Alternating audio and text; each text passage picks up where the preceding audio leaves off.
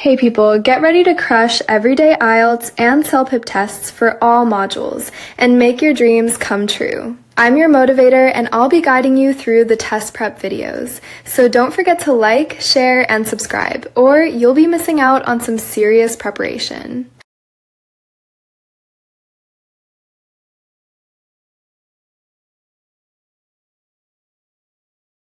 What advice would you give May to help her improve her English quickly while living in Canada?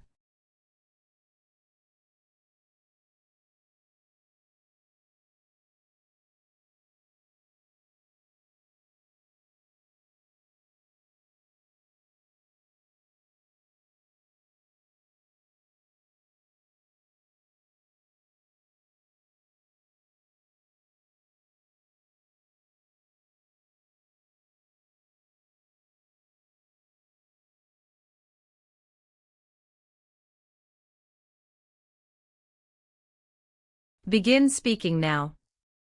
I think the best way to improve your English quickly is to speak with Canadian people every day.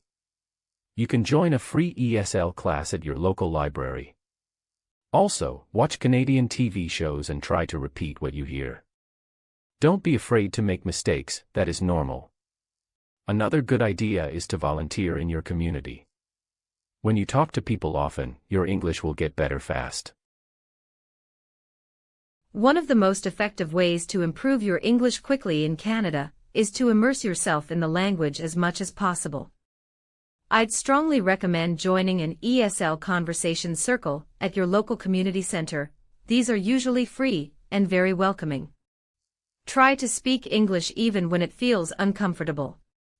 Watch Canadian news programs and podcasts to get used to different accents. Writing a short journal entry every day can also help build your vocabulary and grammar. Remember, Canadians are generally patient and encouraging, so don't hesitate to practice in real conversations. Improving your English rapidly in Canada requires a multifaceted approach that goes beyond simple classroom study. First and foremost, I would urge you to create daily opportunities for genuine interaction, whether that means chatting with neighbors, participating in community events, or volunteering with a local organization. Immersive environments accelerate language acquisition far more effectively than passive study alone. I'd also encourage you to consume Canadian media deliberately, listen critically to CBC radio, follow podcasts on topics that genuinely interest you, and pay attention to the idioms and informal expressions that native speakers use naturally. Setting small, measurable weekly goals, such as learning 5 new phrases and using them in conversation, builds consistency and long-term confidence. Embrace every mistake as valuable feedback rather than a source of embarrassment.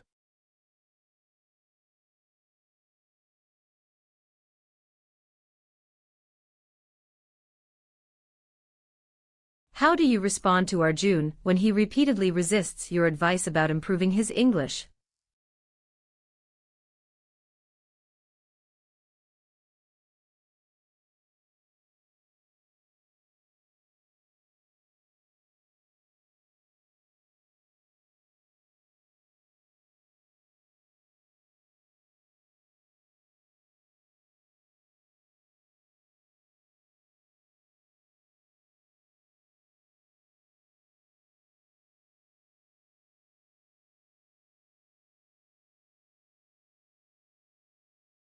Begin speaking now. I understand you feel your English is okay already, but I really think you can do even better. In Canada, speaking English well can help you get a better job and make more friends. I know it is hard to find time, but even 20 minutes a day can make a big difference. Please try joining one class, just one, and see how you feel after a few weeks. I am only saying this because I want to help you. I hear what you're saying, and I respect that you feel confident about your current English level. However, I'd like to gently point out that even small improvements can have a huge impact on your career and social connections here in Canada. Many newcomers feel exactly the same way at first, but they're glad they pushed themselves. Would you be willing to try just one ESL conversation group for a single month? I'm not asking you to change everything at once, simply to give yourself the chance to see what's possible. I genuinely think you'd surprise yourself.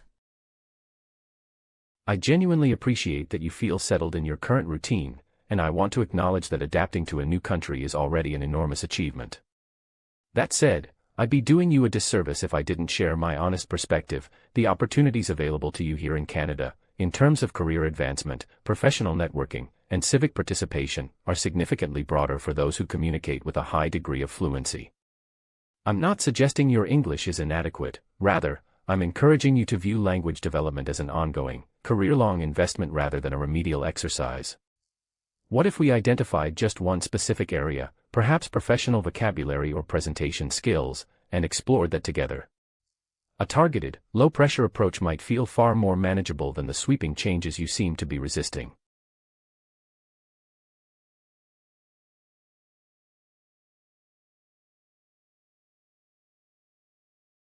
Describe what you see in this scene. Talk about the vendors, the shoppers, and the overall atmosphere of the market.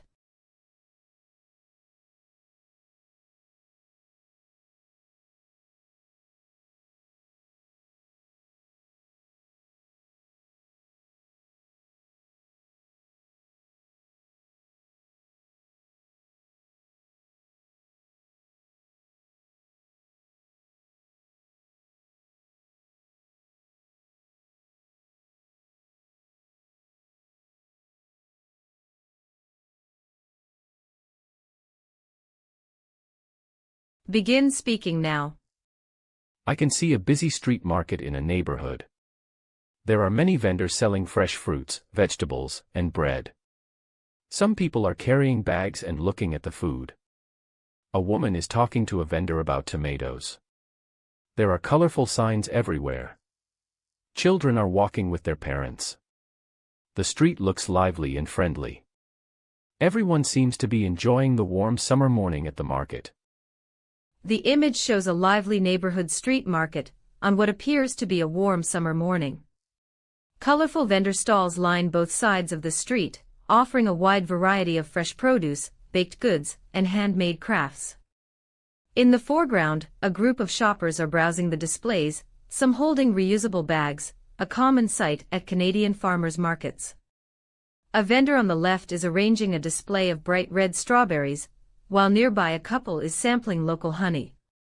The atmosphere feels relaxed and community-oriented, with people of diverse backgrounds mingling comfortably together. The scene depicts a vibrant neighborhood street market bathed in warm morning light, the kind of gathering that has become a cherished fixture in many Canadian urban communities. Rows of neatly arranged vendor stalls stretch down the blocked-off street, showcasing an impressive array of locally sourced produce, artisan cheeses, freshly baked sourdough, and handcrafted goods.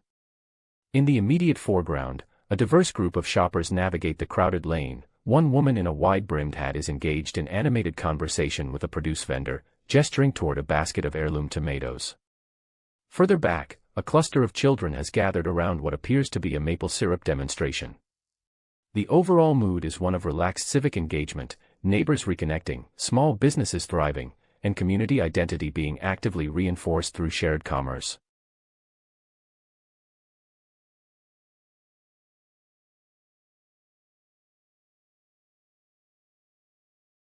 What do you predict will happen to fuel stations and mechanics in Canada as electric vehicles become more common? Give reasons for your predictions.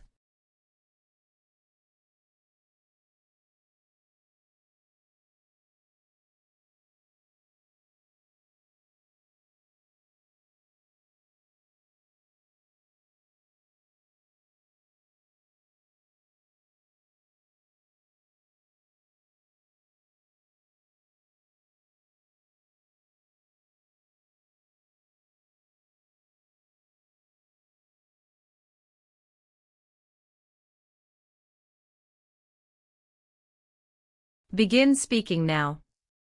I think electric vehicles will change things a lot for gas stations and mechanics in Canada. Gas stations will sell less fuel, so many of them might close or start selling other things instead. Mechanics will also need to learn new skills because electric cars have different parts. Some mechanics might lose their jobs if they don't get training. But new jobs for electric car repair will also appear, so the future is mixed for these workers. As electric vehicles become more common across Canada, I predict that traditional fuel stations will face serious challenges. With fewer drivers needing gasoline, many stations will be forced to adapt, perhaps by installing EV charging stations and expanding their convenience store offerings. For mechanics, the shift will be equally significant. Combustion engine expertise will gradually become less valuable, and those who don't retrain in EV technology risk becoming obsolete. However, I also foresee growth in specialized EV repair and battery servicing industries. Overall, the transition will bring both disruption and fresh economic opportunity for those willing to adapt early. The widespread adoption of electric vehicles will fundamentally reshape two of Canada's most established service industries, fuel retail and automotive repair. In the near term, fuel stations in rural and suburban corridors will face sharply declining revenues as EV uptake accelerates, particularly as federal and provincial incentive programs make electric vehicles more financially accessible to average Canadians. Many operators will pivot, converting forecourts into fast-charging hubs and diversifying into convenience retail or food service to compensate for lost fuel margins. For the automotive trades, the disruption will be more nuanced. While demand for combustion engine servicing will steadily erode over the coming decade, a new ecosystem of EV-specific expertise will emerge, encompassing battery diagnostics, software calibration, and high-voltage system maintenance. Mechanics who proactively pursue retraining through college-based EV certification programs will likely thrive, while those resistant to upskilling face genuine and long-term occupational displacement.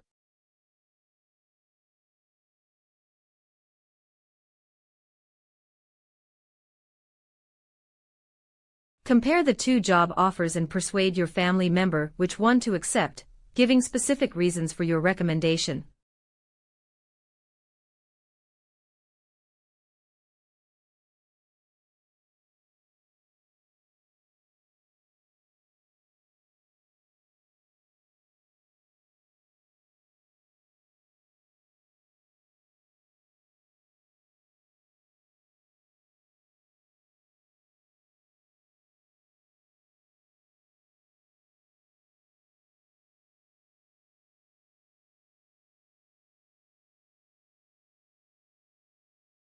Begin speaking now.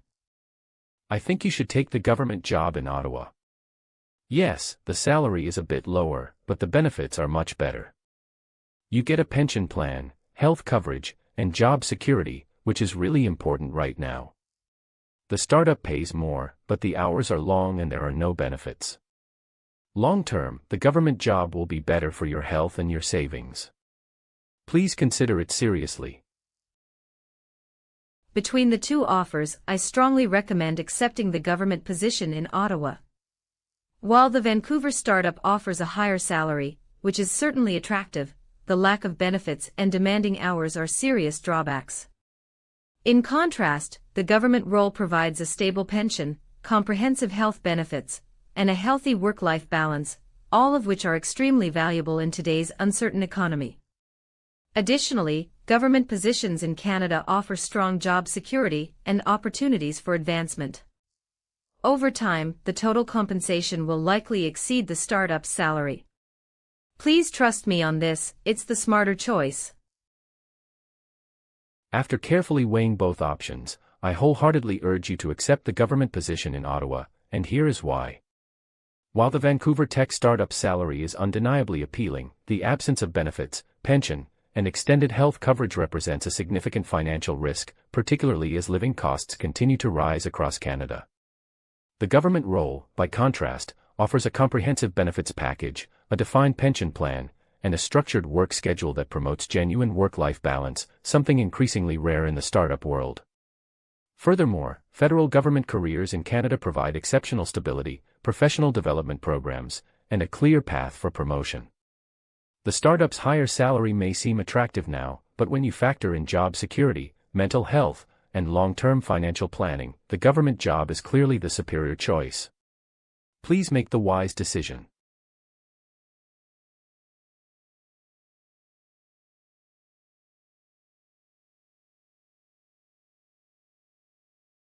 What do you do and say to handle this difficult situation at work?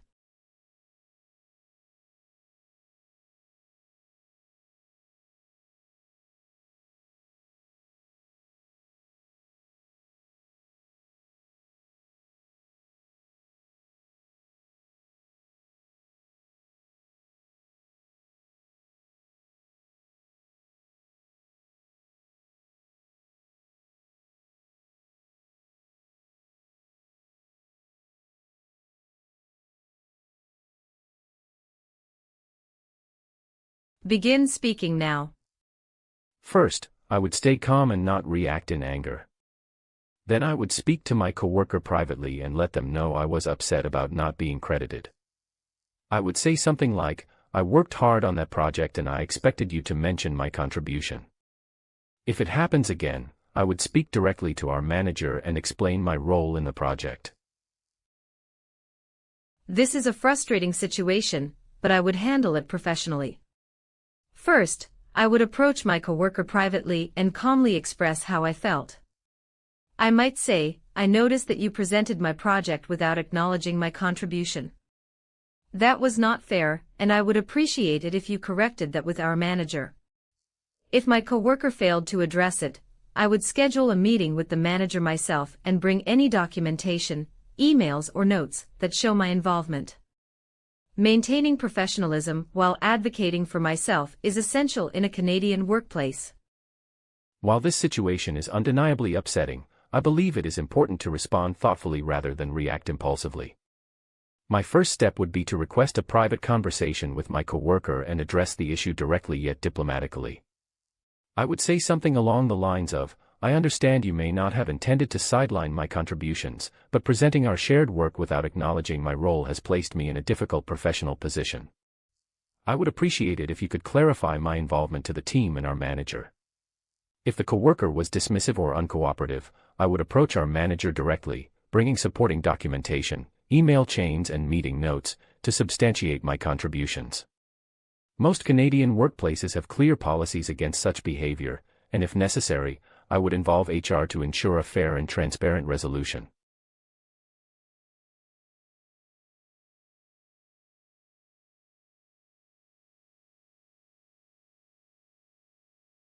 What is your opinion on whether post-secondary education in Canada should be free?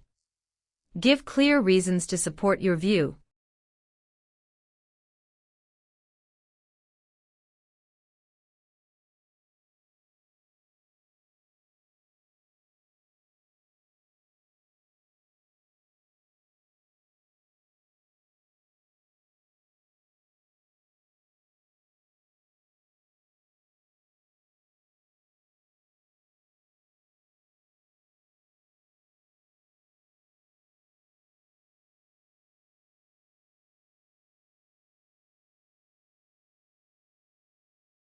Begin speaking now. I believe post-secondary education in Canada should be free or at least much more affordable.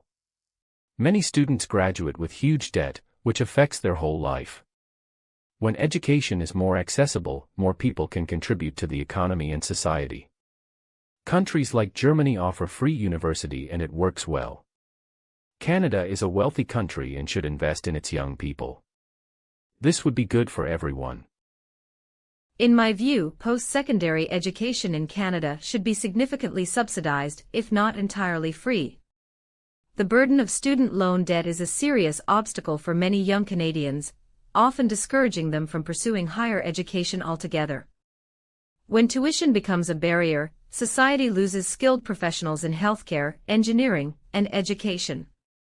While some argue that free tuition would strain the government budget, the long-term economic benefits, a more educated workforce, higher tax revenue, and reduced social services dependency, would far outweigh the costs.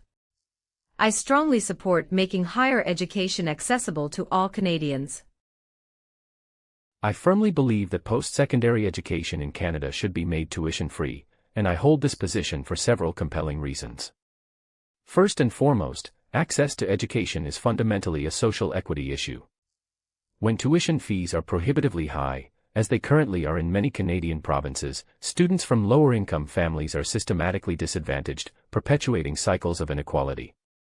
Second, a more educated population generates substantial economic returns, higher productivity, greater innovation, and reduced reliance on social assistance programs.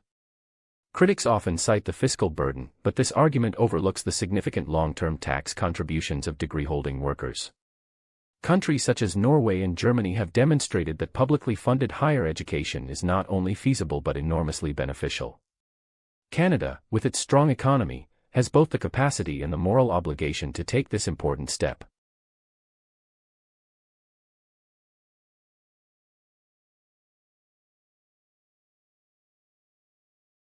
Describe what you witness and experience during this unusual event in your neighborhood.